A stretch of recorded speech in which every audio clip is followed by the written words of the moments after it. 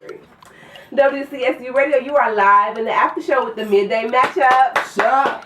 We have the beautiful, wonderful Miss Troi Tyler with us today. Oh, I thought we were about to say we have the beautiful, wonderful Royal Diva. I have learned everything from you, Troi. She's our station manager and our angel. How are you today? I'm wonderful. What's up, Black Soldier? What's up? How you doing? I'm wonderful. I'm good too. What's up, Radio King? Well, you know I'm always learning from you, Miss Tyler. You just keep showing us new things, just like right now. Right? It's hard to ask her questions because like we're so used to learning from her.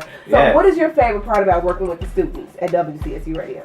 Oh God, learning new things. Because I'm an old fuddy-duddy. Where's the camera? I'm an old fuddy-duddy, and they're like at the top of their game digitally. So, you know, I'm used to CDs and vinyl and stuff like that, and they're used to Macs and Pro Tools and, you know, all that kind of stuff. So I really learned from these guys. Oh, nice, Troi. I do. You being in an era where you went from vinyl to CDs and MP3s to whatever we have now. What was your favorite? Did you ever feel like you had more of a feeling with vinyl or CDs? I love vinyl. Okay. I did. And reel to reel. When you actually have to splice the film and cut it. Splice it, and you would be so proud of yourself and your edit because the whole objective was not to hear the edit. Mm-hmm. So yeah, I love that. That was a lot. I got a quick question. I would like to know, how did you develop your style? Because when I listen to a lot of female personalities now, they all just sound like washed down bootleg versions of you. My goodness. Yeah. So how did you develop Troi Tyler with an eye?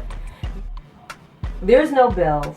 There's no whistles or anything when it comes to me when I'm on the air. I just envision one person, and I talk to one person because I'm only talking to you.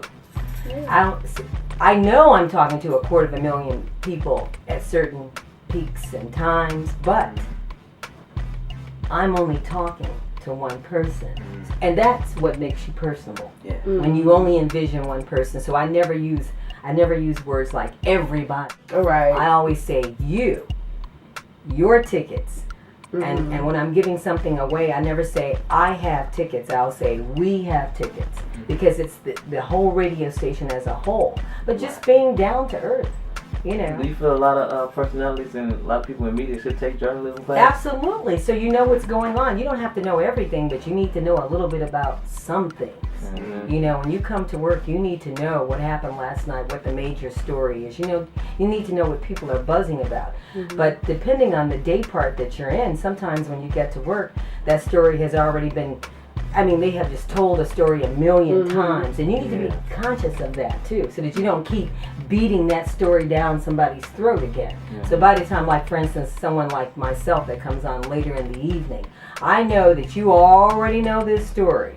So I don't keep talking about it once I get in there. I'm trying to take your mind away from something. Unless you just really want to talk about it. That's why I say the listeners, they dictate the climate of your show when you come in there every day. It's what they want to talk about. That's what you really should be talking about. And so you have to remain objective all the time as a journalist. Really. You're a journalist first and then a radio personality.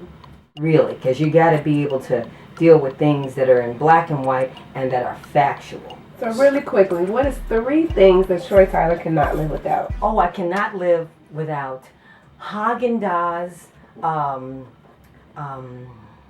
anything Haagen-Dazs, really. That's my favorite too. Betty Mae Pixies, and my owl collection. Can I do 4 things? Yes. My entire album collection, which is over 3,000 albums. And can I throw a 5th one? Yeah. Your glasses. That's true. As Joe Soto would say, Troi, where's your glasses? And they would be on his nose. You know what? What's ironic about this is that sitting to my left and to my right are 2 that built WCSU, really. This is the program director currently, and this lady was here when I arrived. This is Naima, your Royal Diva. So really, it's like my left hand and my right hand. Here's Greg Baker. Now this man, when I first got here, he had like 1,000,000 names. He was GQ, 747. Yeah. I mean, and he has so much enthusiasm. You know, he's like bubbling with enthusiasm. I remember one day, nobody, do you remember? I hate to tell on him, but the studio was empty, right? And so he just kind of walked into the studio and said, "Hey, it's me, Greg GQ Baker. I'm in the building." I was like, you know, that's not your time slot. He says, "I know, Miss Tyler. I'm just so anxious." But he loves radio. This man you know what? I think he loves radio more than Devontae Stone, the Stone Poem. Because he's another one that loves being on the radio too. You know what's really a gas too? Is that he's now down at iHeartMedia. Yeah. With me. We're in there with Herb Kent. He's a producer, right? And then I come in there, you know, with a decision for the votes. Yeah. We've got Samuel Franklin telling the two of us what to do all the time. It's so cool. You know, I think I got used to it now. I'm getting used to I graduated it. from Chicago State University. So that's so cool, yeah. So with that being said, if you all want to get to know Miss Troi, or if you want to pursue journalism, anything in communications, we're right here at Chicago State, and Troi is always open door policy. So follow me on Instagram because they taught me how to do that too. So on Instagram, I am Troi with an I, Tyler. You can follow me on Twitter and on Facebook. So this is the Midday Match Up. You can listen to them on Tuesdays from noon to 2 right here on WCSU iHeartRadio, bringing you a world of entertainment. Oh yeah, we are moving on the map. All right.